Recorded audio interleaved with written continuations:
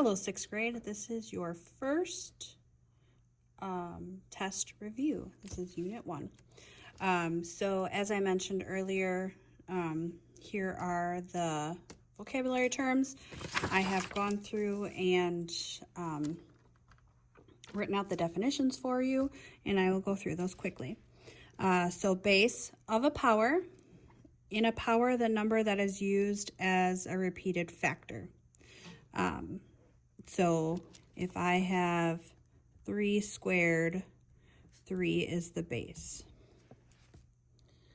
The second one is coefficient, a number that is multiplied by a variable. So if I have 6g, 6 is the coefficient. Exponent, in a power, the number that shows how many times the base is used as a factor. So let's use 3 squared again. So 2 is my exponent. Net, a flat, unfolded representation of a three-dimensional shape. Power, an expression with a base and an exponent. Oh, I forgot to highlight that one, sorry. Prism, a three-dimensional figure with 2 parallel bases that are the same size and shape. The other faces are parallelograms. A prism is named by the shape of the base.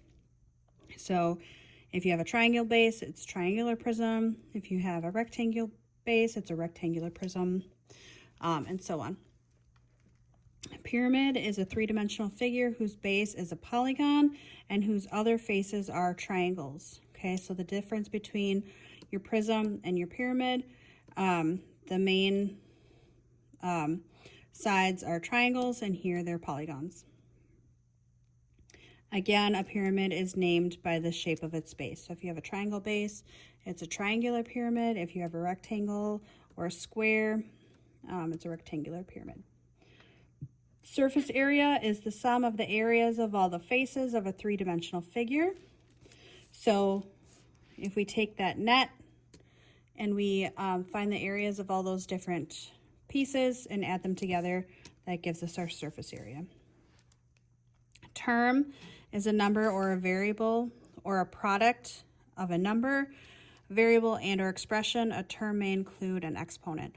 So 3x, 4, 8 squared, those are all going to be terms.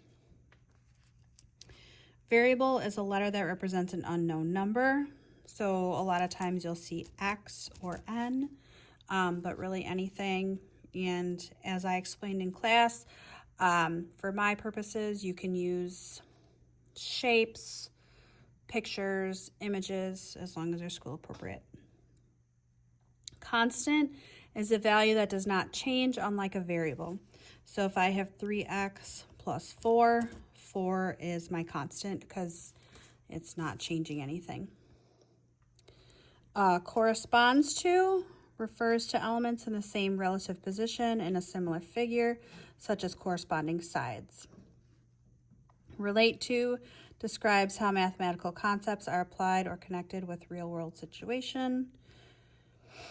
Represent, we're using a symbol, number, diagram, or model to stand for an expression or mathematical object, concept, or relationship. And then vertical, going straight up and down or perpendicular to a horizontal axis. So these definitions are what we are going to use to answer these problems. So number 1 says use arrows to label parts of the expression with at least 5 or math or academic vocabulary terms. So we're using these to fill this in. So there's a lot of different examples. This 11 here is a coefficient. The m is a variable. This whole piece is a term. This 5 is a constant. It is also a term. Here again we have our coefficient. This is a variable. This again is a term. Here we have a constant. This is a variable. This is our exponent. This whole piece is a power. And this is also a base. So you can have any combination of these as long as you have a minimum of 5. So if we go through and look, I have 1, 2, 3, 4, 5. This is a term. This is a term. Okay, let's try again. 1, 2, 3, 4, 5, 6, 7, 8, 9, 10, 11, 12, 13, 14, 15. So I have written down 15 pieces. You just need 5, okay? So you do not need all of these. All right, then let's look at question number 2. What are some similarities and differences between figure A and figure B? What does X represent in each figure? Use at least 4. Okay, so this time we only need 4. Math or academic vocabulary terms in your answer. Underline each term that you use. So an example of what you can write, figure A is a prism. Okay, we have prism from up top. From that,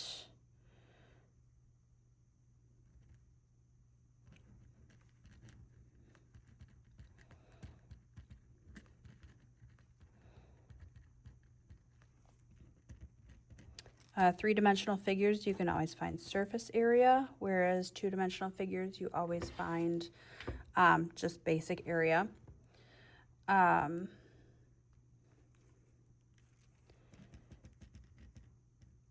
Figure B is a two-dimensional figure. Sorry, can't write and talk.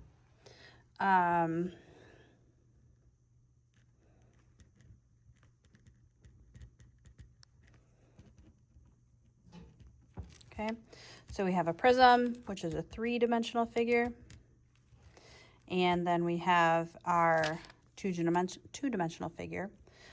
So that is one thing, and we have 2 terms already. All right, so we need at least 2 more. Let's see. We have X's in both. So that is a similarity in both figures.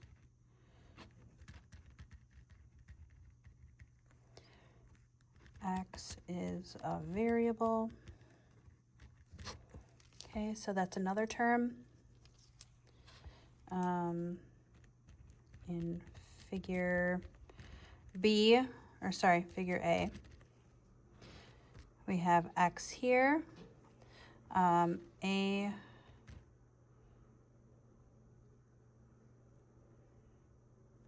Sorry, my brain doesn't want to work. X represents the length, while figure B, X represents the height. Okay, and we have represents. Let's see, we have 1, 2, 3, 4. One other thing we can include, the height here is a vertical. So those are some different examples of an answer that you can include.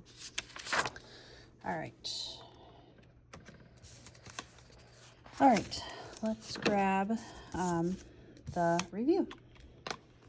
Okay, so question 1 says, find the area of the triangle. So the area of a triangle is 1/2 base times height. So my base here is 8, and my height is 4.5. So I'm going to just replace those into my equation. So I have 1/2 times 4 1/2 times 8. So then this, I'm going to actually half the 8 to make things a little bit easier. So I have 4 1/2 times 4. So 8 times 1/2 is equal to 4. So that's where I'm getting the 4 from. And then 4.5 times 4, I'm just going to come over here and multiply that quick. This is 20, 16, 18.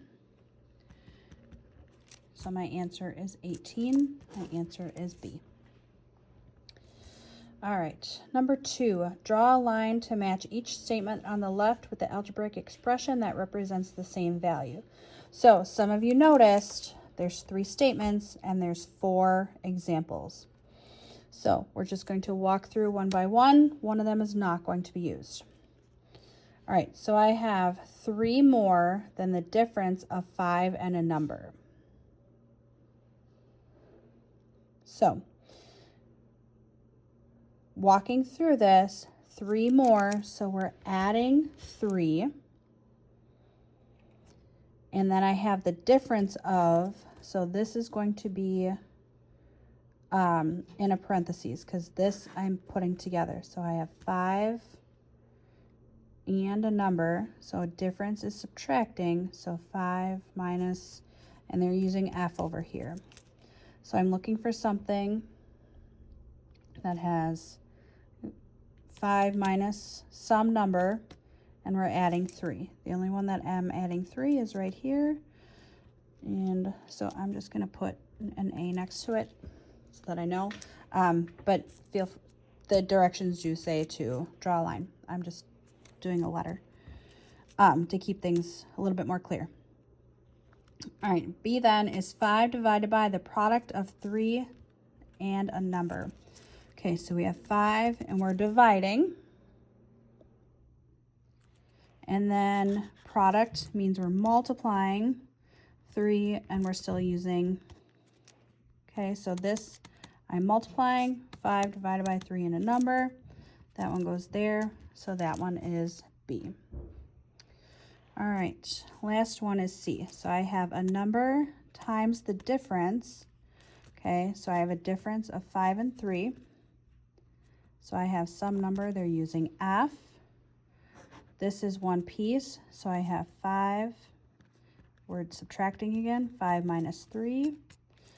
And that is up there, that is C. I am not using that last one. All right, number 3.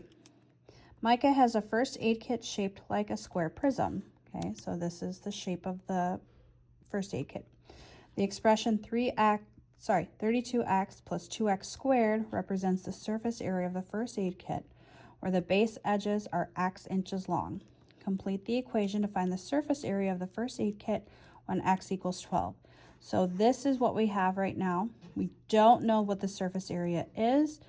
They're telling us to replace these x's with the value 12.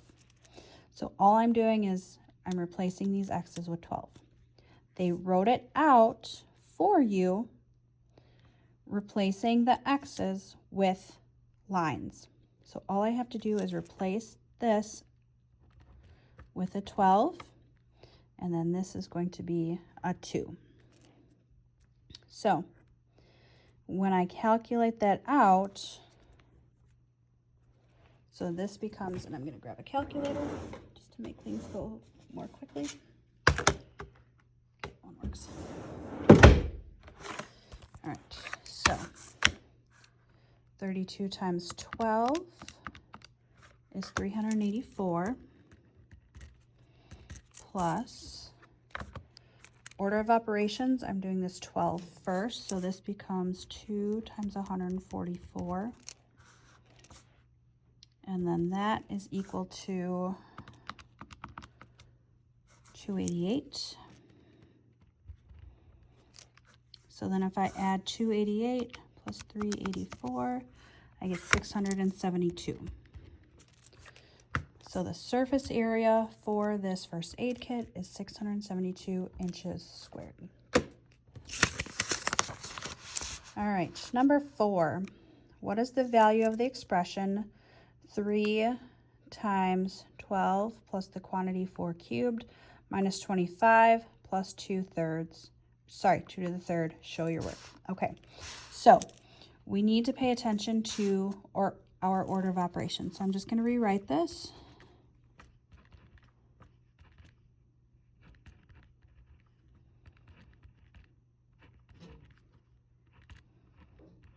Okay, so our order of operations, if you remember, is PEMDAS.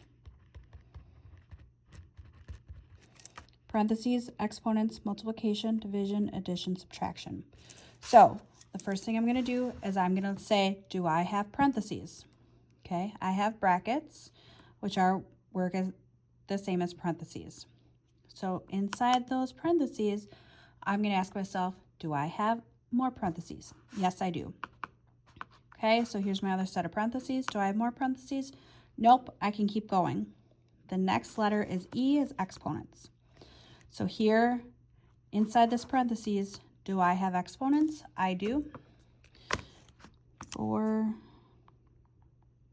to the third is 64. So I'm going to rewrite this.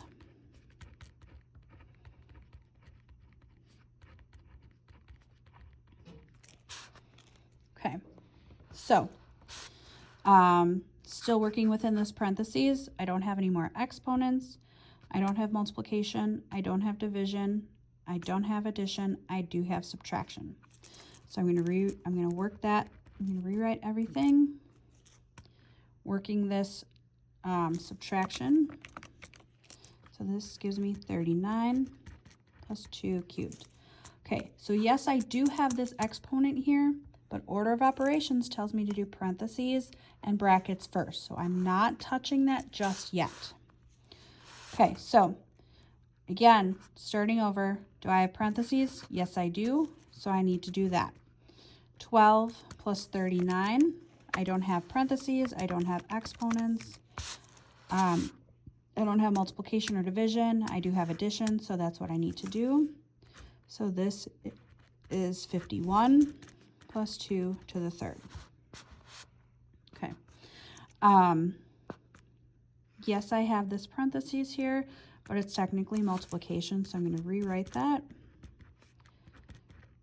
so we don't confuse ourselves and we make sure that we're doing the order of operations properly. Okay, so I have 3 times 51 plus 2 to the third. Here I have an exponent. 3 times 51 to the third is 8. I'm just going to bring this up here because I'm running out of room. 3 times 51 is 153 plus 8. This gives me 161. So my answer is 161. Okay, I know that was a lot. I did 1, 2, 3, 4, 5, 6, 7, 8, 9 lines. But you have to make sure that you're doing each step in the proper order to get your answer correctly. All right, last page, number 5. What is the surface area of the right triangular prism? Show your work. Okay, so we need to find the areas of all of these pieces. So the top, the bottom, this side, and the back. So here we have 2 triangles. So as we did earlier, the area of a triangle is 1/2 base times height. So this here is my corner, this is my base, this is my height. So my triangles, I have the area of my triangle is 1/2 times 20 times 21. And I actually have 2 of those. So whatever answer I get, I'm going to multiply times 2 because I have my top and my bottom. Then I have this first side, this second side, and then this back side over here. So the first side is this 20 times this 10. And then I'm going to get an answer there. The second side, and you don't have to write it like this, I'm just trying to help you see where everything is this 21 times this 10. And then the back side back here is this 10 times this 29. All right, so 1/2 times 20 is 10, times 21 is 210.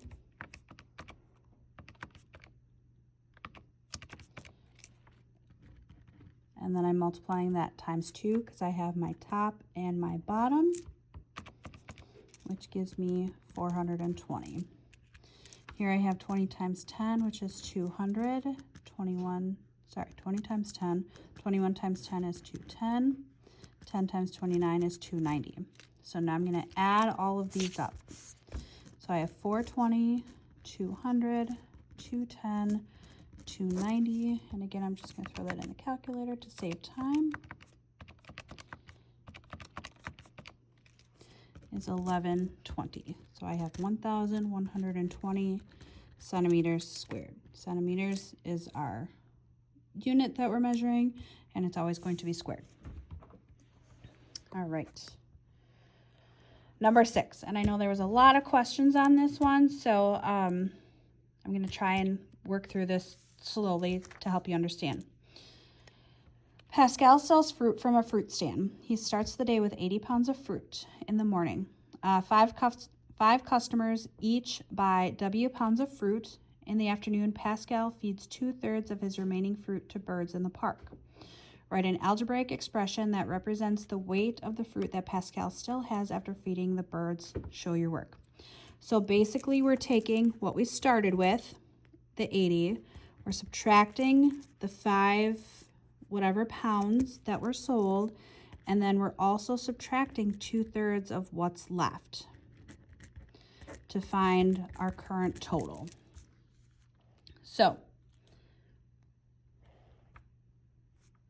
So we have 5W, and that's our morning sales. And then from there, we would take the 80 minus the 5W, which is what he would have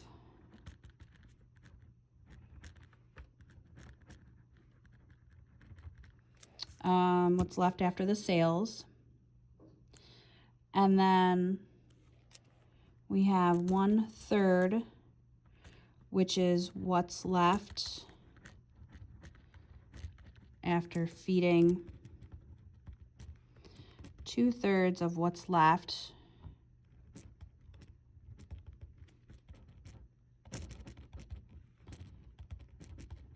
So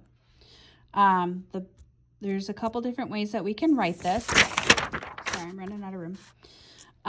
We can write it as 1/3 times this 80 minus 5W,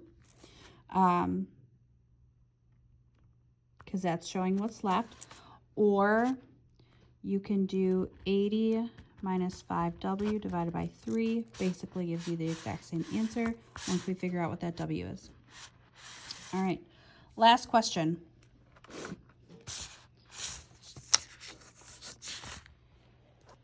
Find the greatest common factor, GCF, for 54 and 90. Okay, so if you remember, we had greatest common factor and least common multiple. So the greatest common factor is the factors of the number. And there's multiple different ways to do this if you remember. So I'm going to do a factor tree, or a T-chart.